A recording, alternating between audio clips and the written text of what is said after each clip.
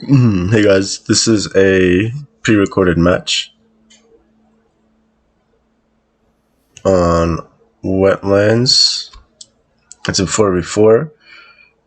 We've got a HRE in English and a Rus on our team. And we're playing against the French, China, Ottoman, and Abbasid. So it's a pretty balanced mix of boom and aggro. As well as for us, HRE is almost always a boom, fast castle play. England is typically a boom play, but Rus is, as well as boom, can also aggro. So we'll kind of see what they do. We're going to do a little bit of a different style of video today. We're going to watch the replay, but from my perspective as I play. So you're kind of seeing my screen kind of as I play. I don't know if the camera is exactly precise or if it's a little bit off.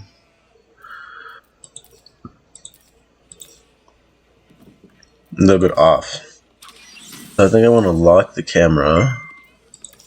Okay, there we go. So we're on the wing, and we're gonna go ahead and try for just fast keshik to get early rating, and go into silver tree and start trading.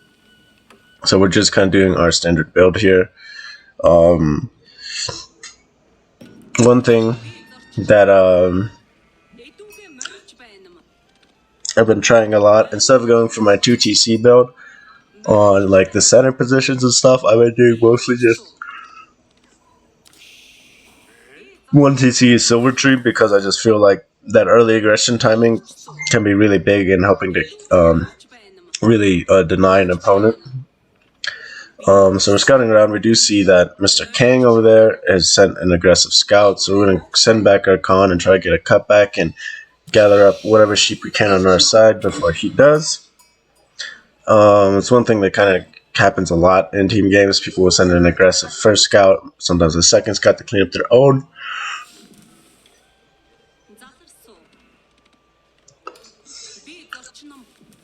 So again, you can see our build is the 7-2, and then we're going to go to 9-2 on food. We're taking this cutoff angle so we can go and make sure that he doesn't pick up our sheep on our side. We are trying to make sure we don't take up too much on going to the northwest, because our allies got a scout running next to us, Killer's BJJ. He's running right next to us, so we are trying to share this scouting route without taking too much from him. And we don't pick up any sheep here. We do see him, and we see that he hasn't picked up any sheep. So, kind of an unfortunate scouting angle for him, as well as for us, because that means there was no sheep here for us to begin with, and we were gonna circle back and do it anyway. So, we're gonna, even though we know there's no sheep through here, we're gonna run it anyways, because we want to know what we have on our side of the map here, and we have enough sheep already to age up. So we're gonna drop the silver tree. I guess the only thing it doesn't show you is my control groups, but I've got a control group for these villagers, and now I'm separating these villagers, sending them onto gold and sending them onto wood. And I'm sending my Khan now onto some scouting angles. We do see him. We didn't garrison in time, but it would have been only one round of arrows really, so probably wouldn't have killed him.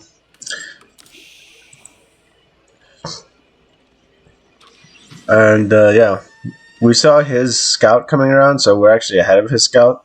So now on this back angle on his side of the base, we're actually going to be picking up sheep if there's any sheep there before he's there. That's kind of why we dropped that speed arrow, besides just using it.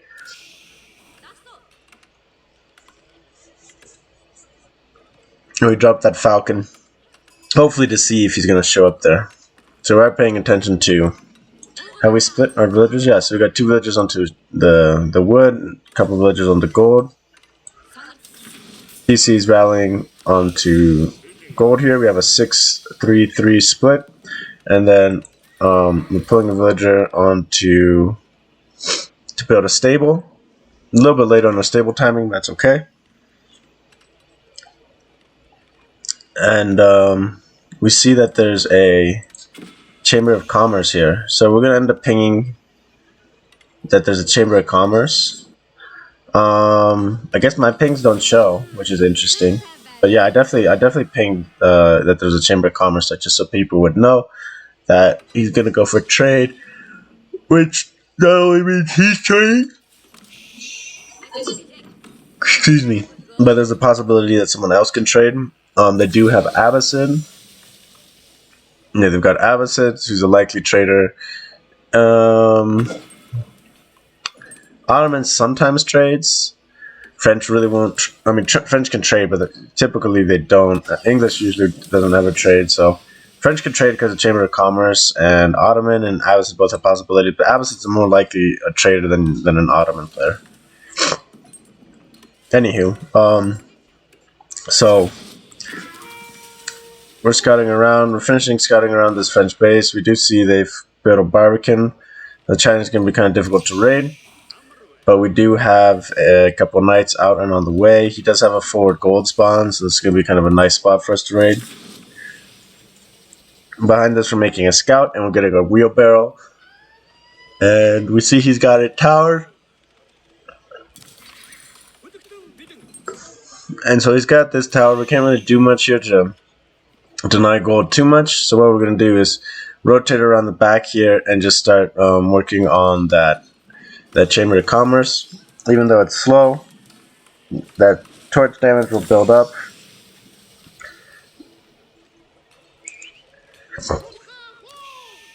And we're just going to scout this. Again, he sees our scout and kind of freaks out, so he's a little bit overreacting there because scout's not really ever going to do much. Maybe he's just trying to snipe it. But we got a couple more keshiks on the way. Villagers still in production, and we're a little bit over queue villagers on the food here. I usually stop around 10 villagers on food, and we're already up to 12. But we are rallying on the wood now, so that's good. Okay, we're gonna drop a range. We pull a villager off of food because we do have a little bit of too much on food. We're gonna raid his gold now. We do find villagers on wood over there. These are the villagers that built the Chamber of Commerce. I figured they'd be fairly close. I wasn't sure where he was gonna put them. Okay, we killed those couple of villagers, and we're just gonna fall back here. We're not gonna stay and commit to burning down this lumber. We're gonna move south to the Chamber of Commerce, I feel like, but maybe they stay there. Yeah, we move them south. Economo gets trapped by a bunch of villagers. He drops a vision arrow, keeps moving. We're gonna wrap our these other keshiks around in south. Again, the tower's gonna be hard to raid, and most likely he's gonna be able to spot us. But the fact we've already killed a couple villagers in the south is nice. You know, we're also able to pick off a trader here. Again, really nice to be able to get that early damage in. We rotated around the south here. We're gonna get some raids on his TC, I guess. And behind this, our silver tree is set up now on our allies' base by the roost base. We placed it really close to this TC because it's nice and safe. We have Manganite on the way now, as well as keshiks. We do have to transition a bunch of villagers onto deer now. We're all out of sheep. So we're always a little bit painful, the food transition. Again, Keshik's able to kill these traders is really big. We're going to go ahead and raid his gold.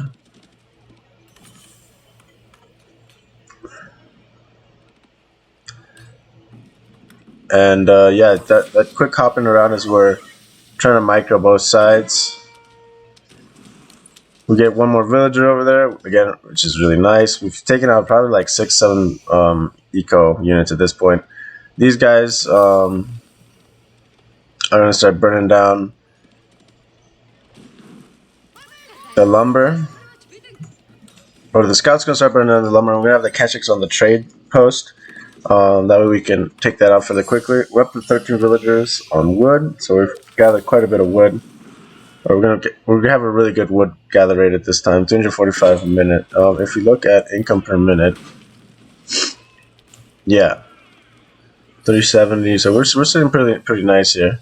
Our gold income hasn't really started taking off, but you can see Pink here is suffering. His gold's at 40, wood at 300, food at 300. So he's stabilizing his food, but his gold is suffering pretty bad.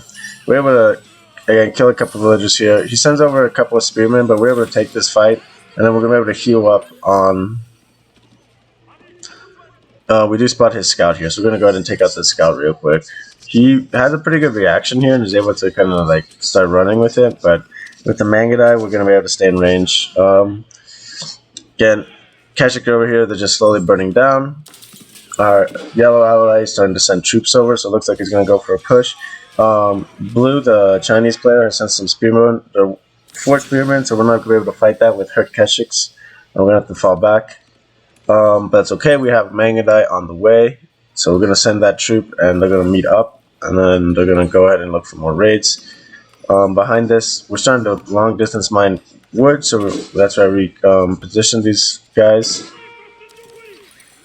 Over here we run into a bunch of spearmen. Unfortunately, we lose that one Mangadai. It was kind of sloppy micro by my part. I really could have selected that one and started coming back. His spearmen are way out of position here, so we're going to go ahead and try to get some damage in with the Mangadai. Again, the turn radius of units and stuff is really kind of annoying how like it works at times. But we're able to kind of hold this position here, and we do have to be really careful about what we're doing behind when we're doing things here, because our units can get caught out when we're not looking. Our opponent was able to push off this gold, which is really nice again, because again Pink is down to 0 gold a minute again, so he's hurting for gold, and he's making up for it in wood, I'm sure, and food. Even then, he doesn't have the best income. I mean, he's lost quite a few units at this point, villagers. And as you can see, like this match, I've just been focusing on my side over here, on working on the Pink player. We dealt with the blue aggression a little bit, or the blue defense a little bit, but that was about it. And you see we have units kind of messing around, trying to find things to do. We're going to bring these guys over to Chamber of Commerce again, and we're going to try to work that down. We're going to build a tower over there. There's a pond and a boar, so that's our next hopping point for food. As a deer starts running out, we're producing more Mangadai. And we're trying to float a lot of resources, because I was kind of in the air whether I go for a castle up, or if I go for more... if I just stay for a prolonged feudal. One nice thing about the keshik really allows you as Mongols to stay in prolonged feudal. And so we're going to drop a couple more stables, and you can see we run into a bunch of spearmen here. Again, sloppy micro, losing that one Mangadai. There wasn't really a need to. I just decided not to play it properly, I guess. Oh, and we ran into... The camera didn't jump down there, but I looked down there for a second. And we're trying to find these spearmen that were nearby, and there's that spearman. And so we're gonna try spend some time microing here, because it is only 2 Mangadai, so it's kind of like really hard to like properly. It takes a lot of time to properly micro this, because you do such little damage. Okay, we're rotating villagers onto 4. Again, another trader comes in. This is purple, which I believe was the Abbasid. No, he's the Ottoman. So yeah, again, so that the corner market is what people will try to will start charging trade to. So that's kind of why we went on this Chamber of Commerce, because new people would start going for it. You can see that our allies in the north are like fighting, but it looks like they're making progress into green and teal. Like they're having a solid fight there, but Over here, we run into the spearmen again. We aren't able to back out in time, unfortunately. A little bit of a miss micro. But we have a decent sized army over here. Yellow kind of like yellow pushed into pink's base and lost all of his units. We traded out here against those spearmen. A little bit unfortunate, not an ideal trade. But we got plenty of units here in the back, and we're going to send our first kind of raiding force that was up here in the front of the base. We're going to send to the back, and we're just always trying to keep two control groups going. We do have enough wood for a second TC. We're about 14 minutes into the game, so getting a second TC is going to really help our food keep up with our gold trade, because our gold trade is going to start popping off. I mean, it's already pretty good, but it's going to start getting even better. If you look at income per minute, oh, there we go. Gold, our yellow's got the most because he's on relics. Red must have hunting cabins like crazy, and maybe he's mining a lot. You know, he might have high trade house. But after those two players, we're next on gold income. So we see this tower trying to go up. We're pick up another villager, and we're just gonna fall back. Again, these little picks here and there on pink have really slowed him down, and it's definitely a nice thing. We take down this Chamber of Commerce, so we're just gonna start moving north and see what we can see. We're gonna start raiding into the blue player. You know, he's got a nice army that he's been able to kind of push back our yellow opponent with, and he's got a nice army right on the edge of our base as well. We're going to put all of our wood villages. We've got 400 wood in the bank, so we can use that to get some infrastructure and use all of them to age up. We're going to start dropping towers. We knew blue was fairly close, so a raid could be incoming. We don't have the best vision on our opponents or on our front line here. We just have okay vision. But we're massing up units again, and we're going to get our upgrades as soon as we do. We do see he is on deer over here, so typical con fashion, he shoots before everyone else gets in there, and he starts getting damage in. But we're able to kill those 3-4 villagers on deer. Again, little bit of damage, but it gets us raid bonus, and it shuts down. You know, I think like that's like almost 150 food per minute or something. So, again, nice little pick there. We also see on our mini-map, pink starts crawling towards us, so we weren't sure if that was an army or what. It kind of looked like walls to me from the mini-map position, but I wasn't entirely sure. I was a little bit worried, but it is walls, so again, we're not too worried about that. He can just get his villages as close as he wants. Behind this, we run into a bunch of Chinese villagers, and we get literally no villagers. I think we got like one. I think we get like one villager there, but there's two, and yeah, maybe a third villager drop. So I probably should have moved earlier, but that's kind of the bad thing about Mangadai. They don't do a ton of damage if you don't have a bunch of them. So yeah, we've got like 2-3 Mangadai there. It's not a lot. I'll try to control group here. Yeah, 3 Mangadai, but the veterans upgrades do come through now. Veteran Horseman is on the way. Yeah, Veteran Horseman is on the way just because we want to be able to produce a bunch. And we catch him rotating back his villagers, and this time the Keshiks get a bunch of raids in. Mangadais are getting the pushes in, so this time we get a much better raid. We kill a ton of villagers here for blue, which is going to set him way back. I mean, he was super heavy on wood here. His army's on the way, but he loses an absolute ton of villagers here. We're just going to fall back. He's got a bunch of Chokunu on the way. We have a secondary raiding force. We put him around and over. Let's see what we can see. We have a villager back there. He's going to start building towers on our trade line. And we're just constantly producing villagers here. Our opponent is trying to get a wall up, but we're able to stop it. Again, over here on the north side of the blue base, we're gonna get some easy bounty. We should have gotten our Uvu upgrade for extra bounty. Would have been worth it at this point. Drop our scouting count Falcon to see if our opponent has committed to that wood line again. He hasn't. I mean, he sees us raiding there, so it'd be kind of weird if he did. It'd be very greedy. More than greedy, it'd be almost be dumb at that point, unless he had an army there. And we're raiding the south side of the pink base with this other army. You know, we have yellow in the front of the base. He's pushing in the front, and at the same time that he's pushing, we're pushing the other side. We're gonna take these villagers. I can't remember what we do. Yeah, we dropped some more infrastructure. Okay. And we're just running circles around trying to find more eco to pick off on the blue player.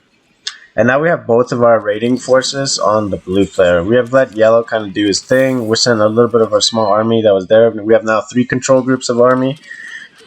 And we send our 3rd army to raid, and we don't notice on the mini-map that blue is starting to hit our base. And we come back and we see, oh shit, there's, what, 6 rams? Yeah, 6 rams. So we put all of our villagers there. We're going to lose a ton of villagers, and we're going to rally our villagers, our army over here. We take our control group 3 army, and we're going to send them to the base, and we're going to send our control group 2 army to fight in the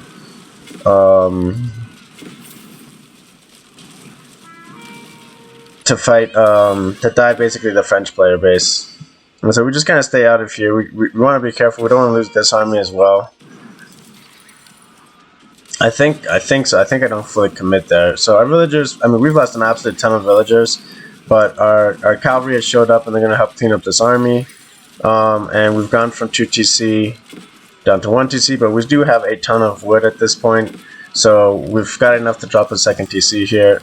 Our raiders over here are getting good burn downs. Again, this is why I should have gotten that raid bounty upgrade. And we have decided to trade our army into there. Okay, so we did decide to commit there and get some just damage in on the blue player. It's going to idle some of his farms and get some overall damage. So we were in a pretty good spot in terms of income per minute as well. Yeah, we're almost number 1 now on gold income per minute as well. So our food is really hurting, but we're going to pull a bunch of villagers. And we're going to drop a 2nd TC here. But we're trying to find where to drop it. It wouldn't let me drop it there, so we're separating it an additional tile so we can drop towers in between those towers. And in between the TCs, rather. We're going to move that cavalry, and we're going to start sending them down to go raid. Re-rally our armies to the south here. We're going to move the Kurultai to the south. Some idle villagers on food. We're going to pull them up to this fishing pond in the north. And to get this villager to, we're going to send them north to start building towers on our trade route to start getting the yam bonus. Our opponent, you can see, has been pushed back to their TC, and they're kind of holding there. But while they're getting pushed and they've been kind of back and forth and holding, we've gotten a lot of damage in on our pink opponent. Excuse me. And we pushed him back. Purple is now coming into the fight, which is big, because Purple's been fighting to the north this whole time. So now this pressure's gotten so strong that a 3rd player is having to stop us. The yellow player is kind of yellowing troops, and a little bit kind of like he just kind of like threw all those troops over. It's kind of a mistake, I felt like, but it kind of leaves you exposed to a counterattack. But he's got the income, and he's just sending a constant force of men-at-arms over. So I think I did message him to make sure he doesn't overcommit. You know, rally up a force. I'm gonna hit the eco. So this is our force now. Now this is a real terror to an eco line. 16 Mangadai, 15 keshiks, and 11 horsemen. So it's a super dangerous force here. If that gets into your eco line, it does a ton of damage. You can see now that Purple's actually destroyed Red's base. He's got a couple of trebs there, but at this point they were actually messaging, and they messaged, you know, Purple's army's in the south, start pushing back. So I think there must have been trebs or something going on. Actually, I'm pretty curious. Let's unlock the free camera real quick. Okay, yeah, it's just a manga now. It was the Kremlin that got taken out. But look, Teal's about to drop a Berkshire Palace, and they're pushing forward, so they've taken the advantage here. So we'll go back into our camera mode. We gotta set up our macro again. We gotta set up pastures. We lost a ton of pastures. Behind us, we've got an army running around, and this army we're not gonna take right into Blue's base. I mean, we've done a lot of damage to Blue already, so we're going to start hitting to see if there's a trade line going on in the back here. There could be a shorter trade route because the neutral trade's in the back. And we could find, we're going to try to find eco for purple. We run into some villagers there on gold. I think I just ran by them.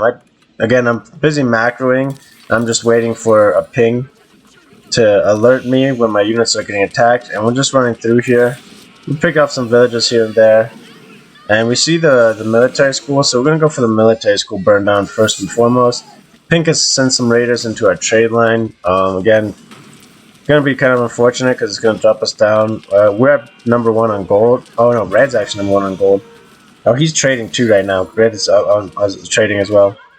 But we get that one military school again. Really big to get that military school. It really slows down the tempo. And sometimes the purple player doesn't notice it. It takes too long to replace it. And then green or blue has surrendered. Purple has surrendered. And the only one who's left really is and green has also. The only one who's left in the game is pink at this point. So we're just gonna run around and try to find him. If we let's go to reveal map all. We'll unlock the camera.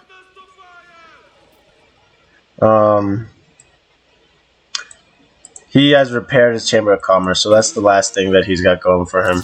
And he's got a trader, 1 trader going, 2 traders going. So he's got a couple traders going at this point. And we just got a big army. We just gotta look for him. He's killing our trade here. She's getting his vengeance for earlier. No one's really doing anything about it, but the game is over. Everyone has quit. So it was a good showcase in this game of like getting a lot of aggression in. That tempo with the keshiks, not overcommitting to his gold and trying to shut it down, just leaving a couple units there and hitting other spots. Him going for Chamber of Commerce really facilitated that for us. And this raiding force, as you can see, just absolutely shreds buildings. It's got a good critical mass here. And we got another army here that we've been rallying by the curl tie. And we're going to go check out the Chamber of Commerce because I figured that if there's anywhere that he's at, it's at the Chamber of Commerce. We've destroyed his other landmarks, so that should be the last thing that's up. Yeah, and we're just burning up here, killing up all these villagers, and there we go. We do see the Chamber of Commerce. There's the attack order.